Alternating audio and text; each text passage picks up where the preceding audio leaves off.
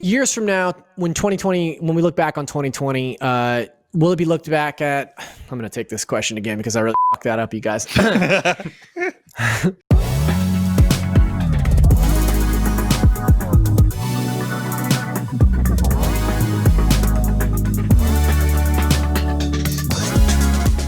Welcome to episode 6 of The Review Crew, IGN's new show where we bring folks from all over the gaming community to join us and chat about the biggest and best reviews. This week, we're talking about Game of the Year 2020. I'm your host, Zach Ryan, and this week my crew consists of Nick Limon, senior branded producer at IGN, Danny Peña, founder and host of Gamertag Radio, and Jake Baldino, producer and host of Before You Buy over at Gameranx.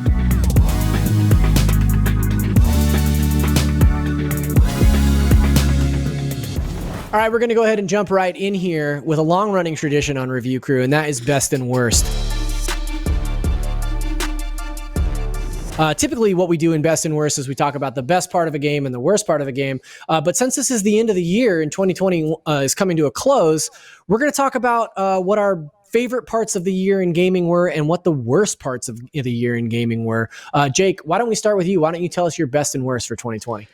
The best thing about this year, I think, has been choice and platform growth. I think we've seen a lot of good moves towards just more people getting more access to more games in different ways, be it streaming with Xbox's initiatives with xCloud, Stadia, more cross-platform games, more cross-progression games. I think there's just been way more to do and way more to sink your teeth into in a lot of ways. And it's been really, really good to see that grow. And your worst? Oh boy, it's a tough question when you're talking about 2020. But yeah, go ahead. I would say sometimes the discourse, and I would also say the rising price of video games. It kind of stings a little bit. And the United States price rising up to like $70 is getting pretty rough.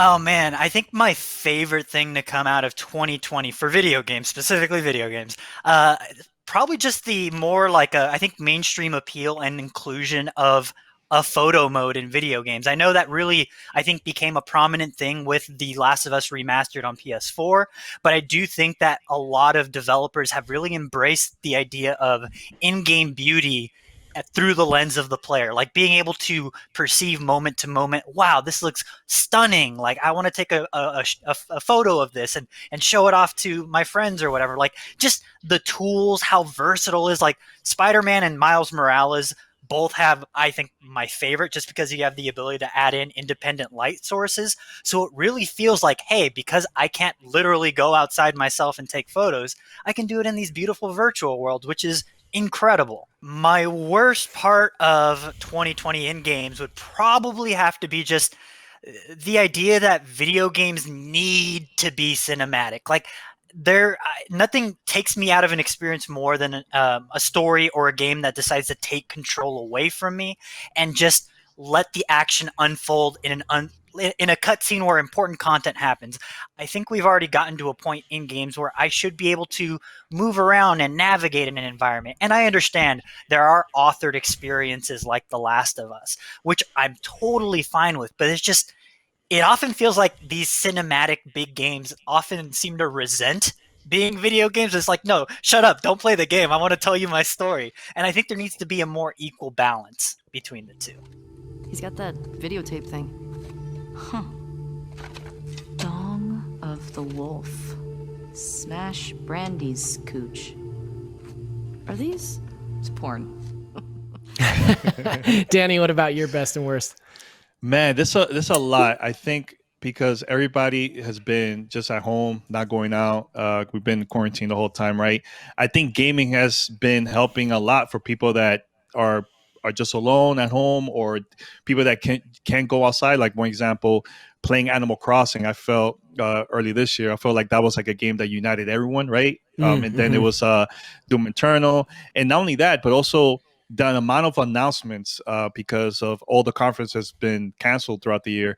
There's been so many things going on that it kept me entertained and not thinking about the negative stuff that's going on around the world, you know. So gaming helped out a lot, not only for me, but for a lot of people. I think that's like the best part about what happened this year with games. The worst, I'm not a big fan of this next gen upgrade. And there's other games that it's free to upgrade. I feel like it's just too confusing right now. I hope next year it changes. But for example, you could get Call of Duty or NBA for $70, but then you get a game like Cyberpunk and other games, you get a toy for free just from the old console to the new console. Totally confusing. So I hope it gets better when it comes to that upgrading.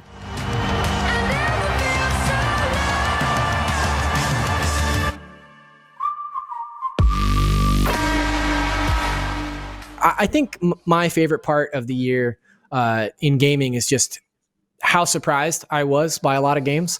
I think that there were a lot of games that either weren't on my radar or I had kind of low expectations for that completely blew me away and ended up being some of my favorite games of the year. One of my worst things about 2020 so far is I definitely forgot to turn on my lights in the background, which is a bummer. Like that's really bumming me out. That's one of my worst parts in 2020. So I'll do that coming up here soon.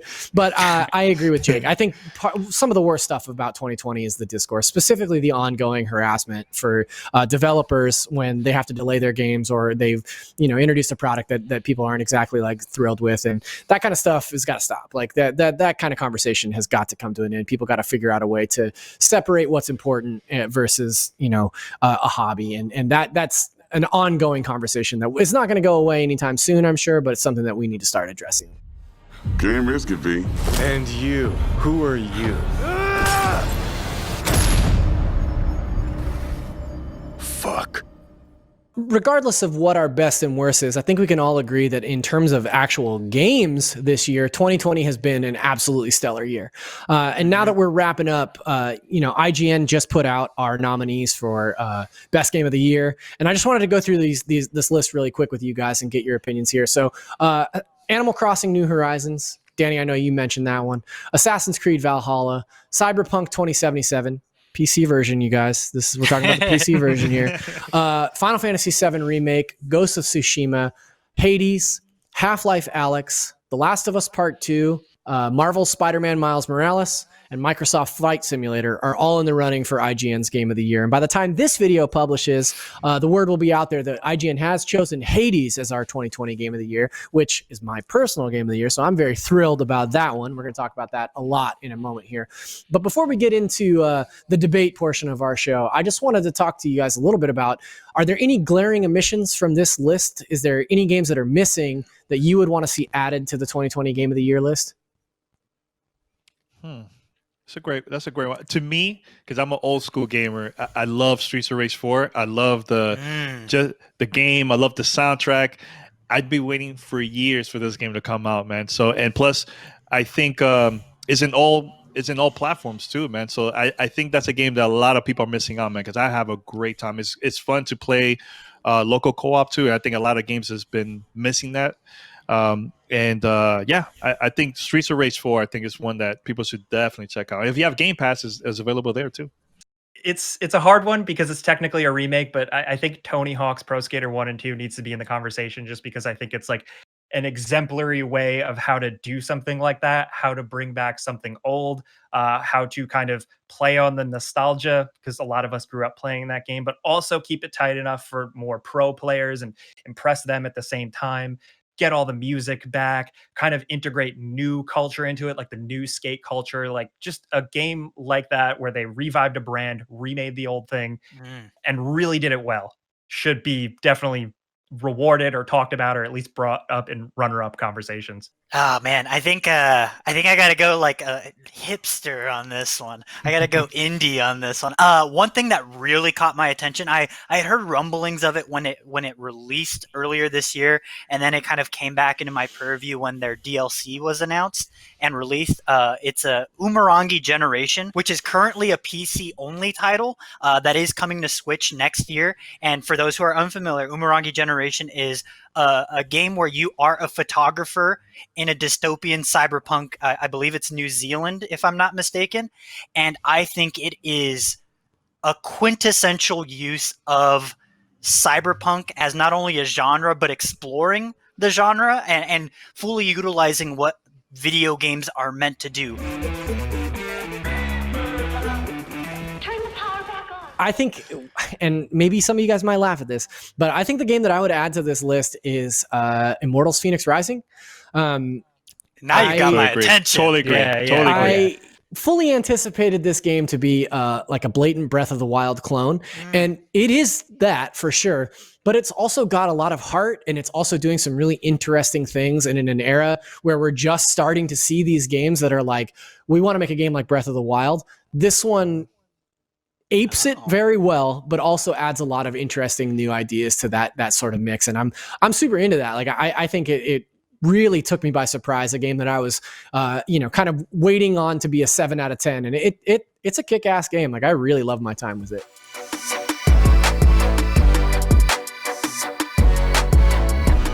We are here to talk about 3 specific games on the IGN Game of the Year's list, including our pick for Game of the Year. Nick, you're here to talk about Hades. Danny, you're here to talk about Spider-Man Miles Morales. And Jake, we brought you on to talk about HalfLife Alyx. So what I'd like to do in this segment is have each of you spend a little time convincing the rest of the panel why the game that you're representing is the choice for Game of the Year. And then I'll offer some opportunity for the others to respond in kind. Nick, I want to start with you. You're talking about Hades. You gave this game a 9 out of 10. Why is Hades the Game of the Year?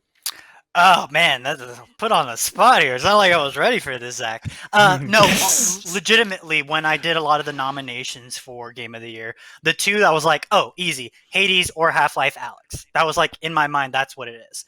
But for me, when I took a closer look at it, for me, it's just I truly think that Hades is the culmination of everything that video games have been trying to do for the past decade. And Hades is that very same thing, where it is layer upon layer of not only mechanics, but also story that coincides with those mechanics that all nefariously work together in a way to like, hey, wouldn't it be cool if you tried this other weapon? Because if you do, there might be a 15% XP buff. Like there's just all these different incentives to get you to explore every facet of the game in a way that I've just never seen a game handle particularly well. And so the fact that Hades, by nature of just how it's designed, wants you to and encourages you to explore every facet of the game, it blows me away. And the fact that there's different qualifiers of different dialogue based on stuff I did in previous runs, you never hear the same dialogue twice, and it all feels exciting. Like I'm always curious to see what characters have to say after either a successful or failed run. And so, yeah. I think this game is everything video games should strive to be, 100%. Hades is the one game on this list I didn't play, but you guys are really selling me on it. Hades for me was like Bitcoin, where I had like a year ago, I had like a weird cousin telling me about it. Like, dude, Hades, I'm telling you. And he's like showing me YouTube videos, and I'm like, all right, that's cool. Like, I like Pyre, but now I'm like, I feel like I'm out in the cold. I totally missed out on this one. It's like the one game I didn't check out this year, and you guys, now I'm downloading it immediately. Yeah. Well, I have IGN's Game of the Year. I have the game, and after this recording, I'm gonna start playing it. So, because you guys definitely convinced me. Sold. Yeah, sold. I think ultimately it's that sort of, just one more run, and then suddenly it's 2:00 in the morning on a Tuesday, and like you're really sweating it because you got to work, right? Like I found this game supremely addictive. It is also my Game of the Year. But I want to talk to Danny about Spider-Man Miles Morales. Danny, I want you to tell us why Spider-Man is the Game of the Year. Oh man. That was the first game in my life that I got really emotional playing. I felt like I was home. I grew up in New York City. I was born and raised there. My mom lives in East Harlem. That's where the game takes place the majority of the time, right? Just the relationship between Miles and his mom was just like, wow. It felt like I was home the whole time, especially everything was been going on that happened this year with Black Lives Matter, and I even protested multiple times in New York City. Seeing that game, I want more games to show people about not only about my culture, but also other races too, man. It was very, very special to me, that game, man. And I haven't felt that game in any game this year or ever. And it was cool seeing Afro Latino, just the relationship with him and his mom, and them even talking on the phone, texting each other. Like everything was just beautiful, man. And there's parts where you could even learn some Spanish words too, man. If you're Yeah. not a Latino, you know. So it was super important to me, that game. It all feels natural too. Yes. It, like, it doesn't feel like forced representation of like, oh, he said Miles said a couple Spanish words. Isn't like, hey, Latinos, you listen? It really felt like, oh, I know this person. I grew up with a person like Miles, and just hearing characters naturally speak Spanish again. It also happened with Spider-Verse for me. It just moved me on a personal level where I was like, oh man, it is pretty cool hearing Spanish in a mainstream AAA video game. Like, that's really cool. Bendito. Mi hijo. Qué guapo. Gracias, mami. I think a lot of us kind of went into this game assuming that it was glorified DLC, and it ended up being something that is much more than that. Anybody have any feelings or thoughts that they want to talk about there? Yeah, I was one of those people. I totally was wrong. I mentioned it multiple times on our show, saying that, this is going to be a short game. It's just a DLC. You know, it's supposed to come out first on PlayStation. Probably there's no much content. But actually playing the game, it completely changed my mind about the game overall, man. And I can't wait to see what else Insomniac has plans in the future for just Spider-Man franchise overall, because that's the studio that makes that game so perfectly, like, so well done, man. You know, so yeah, I just want to say that I was totally wrong about that. I think an underrated thing about that game, there's like two elements that I wish they went harder on, is the fact that Miles's powers can be dangerous, and he can kind of, he's young, he's still learning how to control it. There are moments in the story where things are at risk because of his unstable powers. I thought that was really cool. I wish they went a little further with that. I also really appreciated how the story kind of hammered home that, like, it takes a village to raise a child, where Miles really felt like a young kid. And by the end of the game, he ends that game with everyone around him, like the community, his family. And that was so good.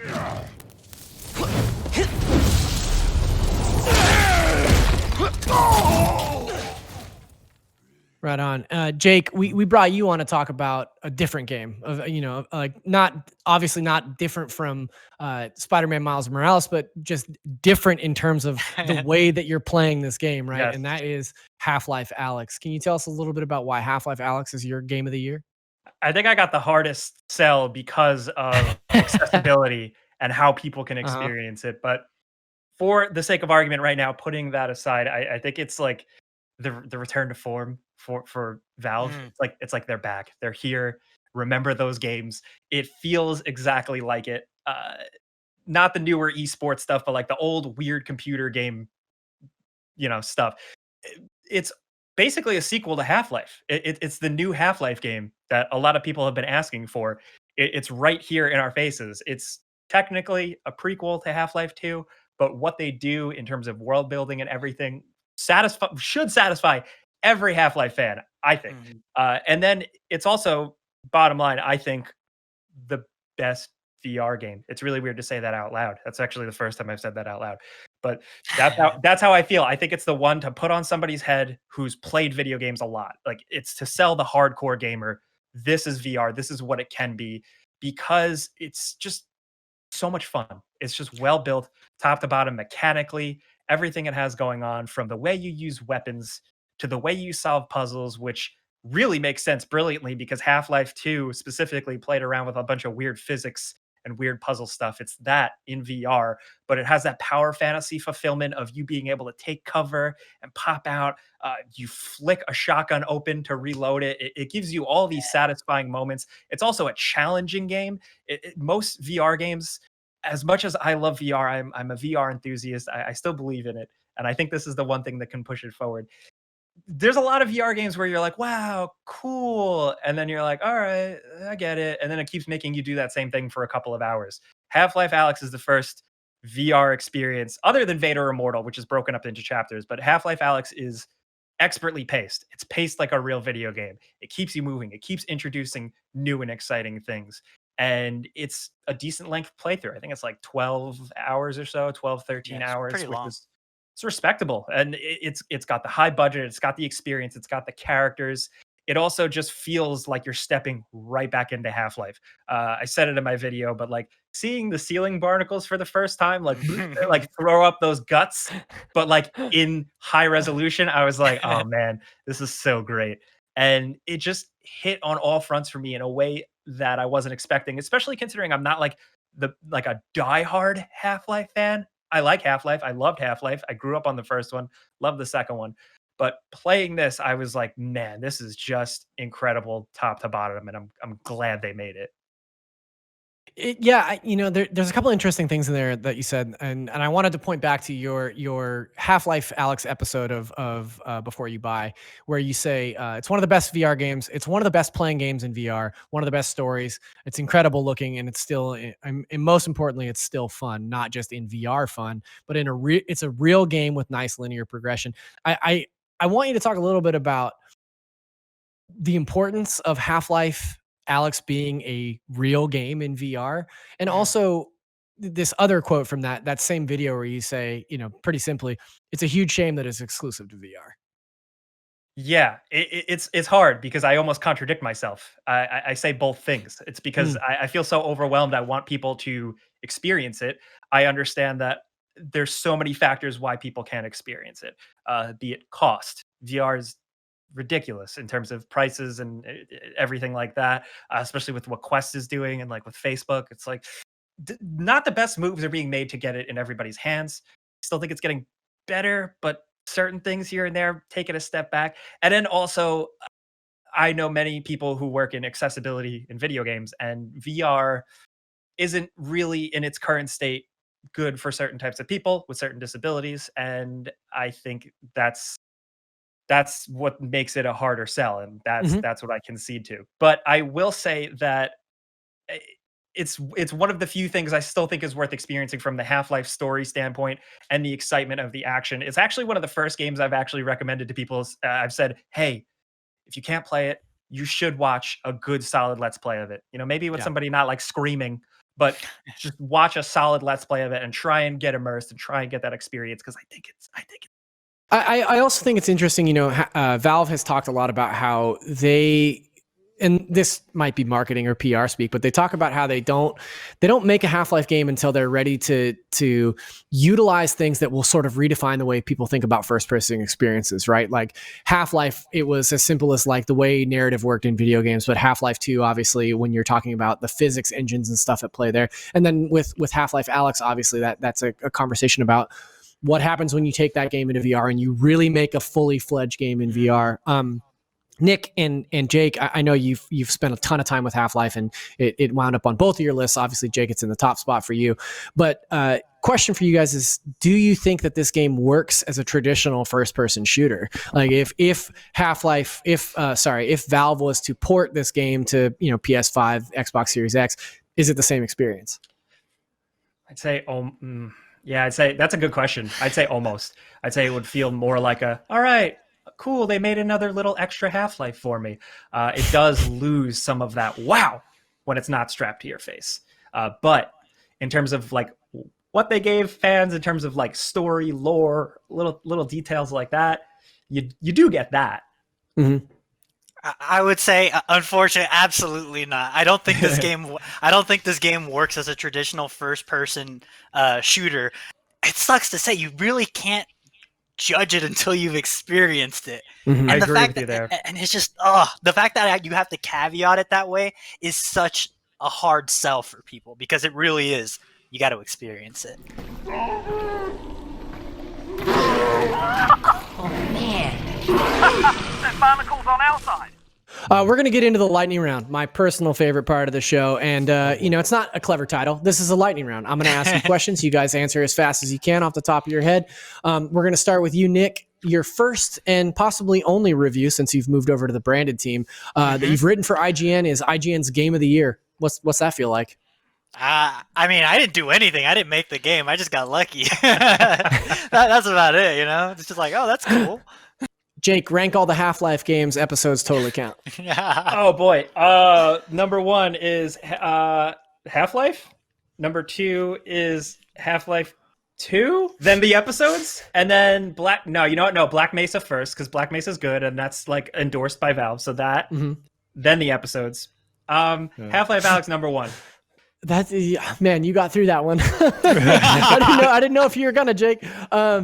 Nick, what's a moment from 2020 that will stick with you in games?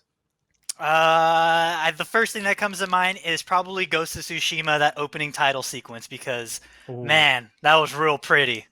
That was real pretty. Love a late title card too. Yeah. Oh yeah, it's so good. Danny, what's a game that took you by surprise in 2020? Immortal Phoenix Rising, 100%. I was not expecting that game to be that good. It's really good. Actually, I find that game more fun than Assassin's Creed and the Watch Dogs Legions. Yeah. So do I. Jake, what is a better dystopia, Half-Life Alyx or Cyberpunk 2077? Cyberpunk is like Cyberpunk's like too nice. There's too many nice neighborhoods. It just feels like I could still go to a Chipotle there. That's not dystopia enough. Very different things in the background of that Chipotle, though. Yeah, that's true. Chipotle where everybody has robot arms. Chipotle. Nick, oh, man. Nick, what has a better soundtrack, Final Fantasy VII Remake or Hades? Final Fantasy VII Remake. Are you kidding me? That squat music, incredible. That's the correct answer. Congratulations. Danny, you're a big RPG guy. What's the best RPG of 2020? Yakuza Like a Dragon. There it is. 100%.